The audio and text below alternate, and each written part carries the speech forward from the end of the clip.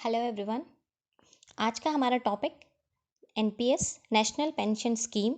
तो इस वीडियो में हम एनपीएस से जुड़े सारे इम्पॉर्टेंट पॉइंट्स को कवर करेंगे, जैसे एनपीएस का बैकग्राउंड, एलिजिबिलिटी क्राइटेरिया, इसके बेनिफिट्स, एनपीएस अकाउंट कैसे ओपन करना है और इसमें जुड़ी इम्पॉर्टेंट वेबसाइट्स। तो चलिए शुरू करते हैं, बट उससे पहले चैनल को सब्सक्राइब करने के साथ साथ बेल बटन प्रेस करना ना भूलें, जिससे आपको लेटेस्ट वीडियोज़ के नोटिफिकेशन मिलते रहेंगे। एनपीएस 1 जनवरी 2004 में सेंट्रल गवर्नमेंट ने इंट्रोड्यूस की थी अपने एम्प्लॉयज़ के लिए। उससे पहले जो पेंशन स्कीम थी सेंट्रल गवर्नमेंट की, उसमें एम्प्लॉयज़ की सैलरी का पेंशन में कोई कंट्रीब्यूशन नहीं था। लेकिन जब ये ओल्ड पेंशन स्कीम बंद हुई तो 2004 में एनपीएस इंट्रोड्यूस की गई, वो भी सिर्फ सेंट्रल गवर्नमेंट एम्प्लॉयज़ के लिए, जिसमें हर महीने कुछ परसेंट एम्प्लॉयज़ कंट्रीब्यूशन कट होता है और कुछ परसेंट गवर्नमेंट कंट्रीब्यूशन ऐड होता है, और इससे बनती है पेंशन आफ्टर रिटायरमेंट। 2009 में एनपीएस सबके लिए ओपन कर दी गई, चाहे वो स्टेट गवर्नमेंट एम्प्लॉय हो या कॉरपोरेट एम्प्लॉय, कोई बिजनेस पर्सन या सेल्फ एम्प्लॉयड, कोई भी अब एनपीएस अकाउंट ओपन कर सकता है। और ये एक वॉलेंट्री रिटायरमेंट स्कीम है। इट्स अप टू यू, आप एनपीएस लेना चाहते हैं या नहीं। नेशनल पेंशन स्कीम क्या है? ये एक रिटायरमेंट प्लानिंग प्रोडक्ट है, जिसमें आप हर महीने या साल पैसा इन्वेस्ट करते हैं और रिटायरमेंट एज मतलब 60 साल के होने के बाद आपको हर महीने पेंशन मिलना स्टार्ट हो जाती है। जैसे बैंक्स को आरबीआई रेगुलेट करता है, वैसे ही एनपीएस को PFRDA pension fund regulatory and development authority regulate करती है। इसके मेन दो प्लान्स हैं। टियर 1 जो कि एक पेंशन प्लान है और जिसके बारे में आगे हम बात करेंगे, और टियर 2 जो कि एक इन्वेस्टमेंट प्लान है। एनपीएस अकाउंट वो सब ओपन कर सकते हैं जो 18 से 65 साल के हैं, और इंडियन तो एनपीएस के लिए एलिजिबल हैं ही, एनआरआई भी एनपीएस अकाउंट ओपन कर सकते हैं अगर उनके पास पैन नंबर है तो। चलिए अब बात करते हैं इसके बेनिफिट्स की। एनपीएस एक हाई रिटर्न स्कीम है, जिसमें जनरली दूसरी स्कीम्स जैसे एफडी या पीपीएफ, इनसे ज़्यादा ही रिटर्न्स मिलता है, क्योंकि एनपीएस का एक कंपोनेंट इक्विटी भी है, जहां हाई रिस्क तो है बट हाई रिटर्न्स भी हैं। दूसरा बेनिफिट, ये टैक्स फ्री रिटर्न्स देता है और ईईई एग्जेम्प्ट को क्वालिफाई करता है। इसमें इन्वेस्टमेंट अमाउंट टैक्स फ्री है और रिटर्न्स पर भी टैक्स नहीं लगता, और जो मैच्योरिटी अमाउंट रिटायरमेंट में आपको मिलता है उस पर भी टैक्स नहीं लगता। थर्ड, इसमें टैक्स रिबेट भी मिलती है। सेक्शन 80C के अंडर 1.5 लाख तक आप एनपीएस में टैक्स रिबेट ले सकते हैं, और एडिशनल 50,000 रुपये पर टैक्स रिबेट ले सकते हैं अंडर सेक्शन 80C(1)(b). फोर्थ, इसका बेनिफिट उन लोगों के लिए जिनके एम्प्लॉयर्स भी एनपीएस में कंट्रीब्यूशन डालते हैं, तो वो सेक्शन 80CC(d)(2) के अंडर 10% ऑफ बेसिक सैलरी पर टैक्स छूट ले सकते हैं। तो ये थे एनपीएस के 4 इंपॉर्टेंट बेनिफिट्स। अब सबसे इम्पॉर्टेंट, एनपीएस अकाउंट ओपन कैसे करना है? तो इसे आप 2 तरीके से ओपन कर सकते हैं, फिजिकल विजिट से या ऑनलाइन घर बैठ के। आपको एनपीएस की ऑथराइज्ड ब्रांचेस में जाना होगा, जिनको पीओपी पॉइंट्स ऑफ प्रेजेंस बोलते हैं। वहाँ आपको केवाईसी डॉक्यूमेंट सबमिट करवाने हैं, और रजिस्ट्रेशन फॉर्म फिल करने पर एक पीआरएएन जनरेट होगा, परमानेंट रिटायरमेंट अकाउंट नंबर, और आपका एनपीएस अकाउंट ओपन हो जाएगा। ये एक यूनिक नंबर है, जैसे पैन नंबर होता है वैसे ही, जो कि आपका लाइफ टाइम सेम ही रहेगा। सेकेंडली, ऑनलाइन एनपीएस अकाउंट के लिए आपको www.enps.nsdl.com साइट पर जाना होगा, और जिसके लिए आपके पास आधार नंबर होना चाहिए, वो भी आपके फ़ोन नंबर से लिंक्ड होना चाहिए, अदरवाइज़ आप ऑनलाइन अकाउंट नहीं खोल पाएंगे। स्कैन्ड इमेज ऑफ सिग्नेचर होनी चाहिए, और थर्ड, ऑनलाइन बैंकिंग अकाउंट भी होना चाहिए। ये सब सबमिट करवाने के बाद आपको रजिस्ट्रेशन फॉर्म मिलेगा, जिसे आपको ऑनलाइन ही फिल करके सबमिट करवाना है। इसमें आपका पीआरएएन जनरेट हो जाएगा, मीन्स आपका एनपीएस अकाउंट ओपन हो जाएगा। एनपीएस में मेनली 2 अकाउंट्स होते हैं, टियर 1 जो कि एक पेंशन प्लान है, और टियर 2 जो कि एक इन्वेस्टमेंट प्लान है। अभी हमने सीखा कि टियर 1 अकाउंट कैसे ओपन करना है, मतलब एनपीएस अकाउंट। वैसे ही टियर 2 अकाउंट ओपन होता है, बस उसके लिए एक कंडीशन है कि आपके पास टियर 1 अकाउंट होना मैंडेटरी है, वो भी active account. But tier 2 account जो कि एक इन्वेस्टमेंट अकाउंट है, इसमें कोई मिनिमम इन्वेस्टमेंट की ज़रूरत नहीं है, ना इसमें कोई टैक्स बेनिफिट्स हैं, और पैसा विड्रॉल कराने के लिए भी इसमें कोई रेस्ट्रिक्शंस नहीं हैं। अब आपके मन में एक सवाल ज़रूर आया होगा कि जो पैसा पब्लिक एनपीएस में डालती है, उसको मैनेज कौन करता है? इसको मैनेज पेंशन फंड मैनेजर्स करते हैं, जो कि आप खुद चूज़ कर सकते हैं कुछ ऑप्शंस में से जो कंपनीज ये सर्विसेज दे रही हैं। जैसे गवर्नमेंट एम्प्लॉयज़ के पेंशन फंड मैनेजर हो सकते हैं एलआईसी या एसबीआई या यूटीआई।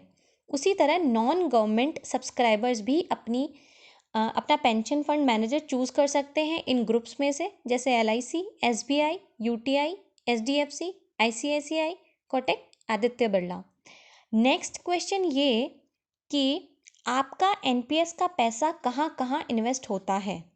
तो ये 4 एसेट क्लासेस जहां आपका पैसा इन्वेस्ट होता है for better returns and pension. First है इक्विटी, जहां हाई रिस्क है तो हाई रिटर्न्स भी हैं। सेकंड है कॉरपोरेट बॉन्ड्स, जहां मॉडरेट रिस्क है और मॉडरेट रिटर्न्स हैं। थर्ड है गवर्नमेंट सिक्योरिटीज, जहां low risk low return. And fourth है ऑल्टरनेटिव इन्वेस्टमेंट फंड्स, जहां हाई रिस्क है क्योंकि ये पैसा इन्वेस्ट होता है रियल एस्टेट ट्रस्ट में, इंफ्रास्ट्रक्चर इन्वेस्टमेंट ट्रस्ट में। चलो ये तो हमने देख लिया कि एनपीएस में पैसा कहाँ कहाँ इन्वेस्ट होता है, लेकिन किस क्लास में कितना परसेंट एलोकेट करना है ये कैसे डिसाइड होगा। तो इसमें 2 ऑप्शंस अवेलेबल हैं। फर्स्ट है एक्टिव चॉइस, जिसमें सब्सक्राइबर खुद डिसाइड करता है कि किस एसेट क्लास में कितना पैसा इन्वेस्ट करना है।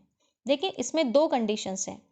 एक तो ये कि इक्विटी में आप maximum 75% of your total investment he invest कर सकते हैं, और एआईएफ मतलब ऑल्टरनेटिव इन्वेस्टमेंट फंड में मैक्सिमम 5% ही अलोकेट कर सकते हैं, क्योंकि इसका रिस्क फैक्टर सबसे ज़्यादा है।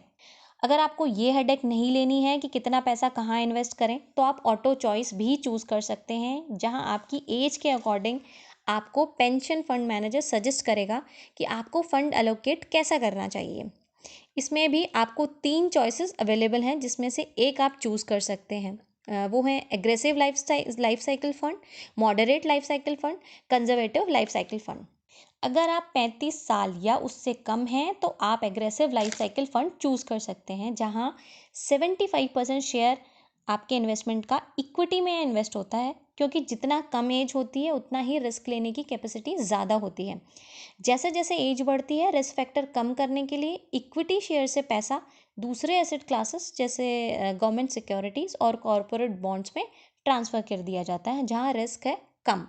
नेक्स्ट, अगर आपको लगता है किसी भी स्टेज पर आकर कि आपको अपना पेंशन फंड मैनेजर चेंज करना है, तो आप एक फाइनेंशियल ईयर में एक बार अपना पेंशन फंड मैनेजर चेंज कर सकते हैं। जैसे अगर एलआईसी है आपके पास, तो आप यूटीआई चेंज कर सकते हैं, एसबीआई से एलआईसी, जस्ट फॉर एग्जांपल।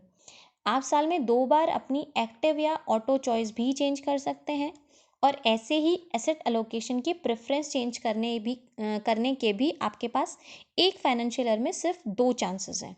अब बात करते हैं इतने साल इन्वेस्टमेंट के बाद रिटायरमेंट एज जो कि 60 साल है, तब आपके पास क्या ऑप्शंस अवेलेबल हैं। फर्स्ट तो ये कि आप सेम स्कीम एनपीएस वाली 70 साल की उम्र तक, मतलब और 10 साल कंटिन्यू कर सकते हैं। सेकंड, आप deferment of withdrawal option choose कर सकते हैं।